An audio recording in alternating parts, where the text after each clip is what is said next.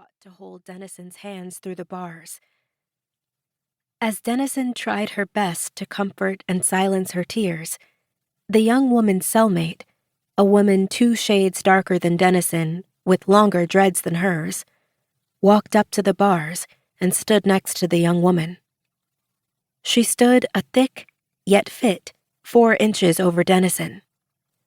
The prisoner had a chiseled face and demeanor, but it could not take away the motherly eyes she looked at both of them with. She playfully nudged the young woman in mourning from behind. "Come now. Soldier up," the older woman softly ordered. "Our girl's going home.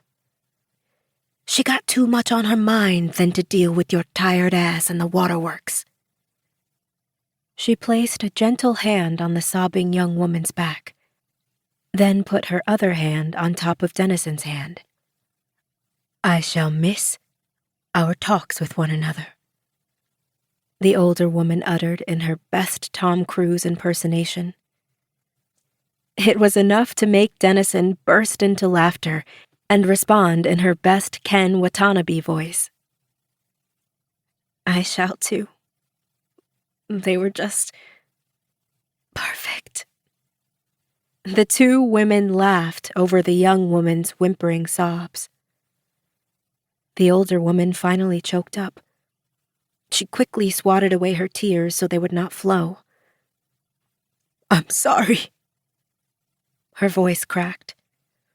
"I know you don't need this shit now." "It's okay. Happy tears," Dennison said with a trembling smile, fighting back her tears. "Remember, I'm going home." "Yeah, you are." Her elder tried to match her sad smile. "You're going home." "I'm going home," Dennison said again, attempting to use a more convincing voice. It did not work, as her body violently began to tremble, which made the older woman hold her hand tighter. "Dennison, 2 minutes." Dennison turned to nod to the correctional officer, reminding her that her timed request was almost up.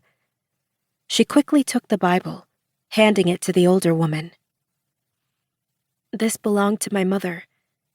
She's not going to need it back. She's got like a ton of them. Something to remember me by. I left you both a little goodbye note on the inside. Please read it." "Dennison?" The second warning came from the female correctional officer. Dennison nodded a second time and attempted to leave, pulling her hand away, but the younger woman, still clutching her left hand, refused to let go. Her elder stepped in to pry her off of Dennison before the guards did. "Come on, Bishop," she gently coaxed. "You got to let her go. You got to let her go, honey." "No, it's not right," Bishop hollered, holding on for dear life. "No, no." With bitter reluctance, the young woman, forced by her older inmate, broke her grip. Collapsing to her knees, she curled herself into a ball and emitted a gut-wrenching howl, as if she were dying. Dennison gave a final wave as she shuffled off, falling back into line and led off by the guards. The silver-haired woman quivered as she finally allowed her tears to fall. She gripped the bars, screaming, "An innocent woman right there! God help you all! God help you all!" 11:50 p.m. Dennison walked through the door, held open for her by one of the officers. As her eyes winced while adjusting to the medical light's harshness above, she finally saw the table. "Oh, dear God." Dennison whimpered as her legs went out from underneath her. As she was told by many, almost everyone went down after seeing the table.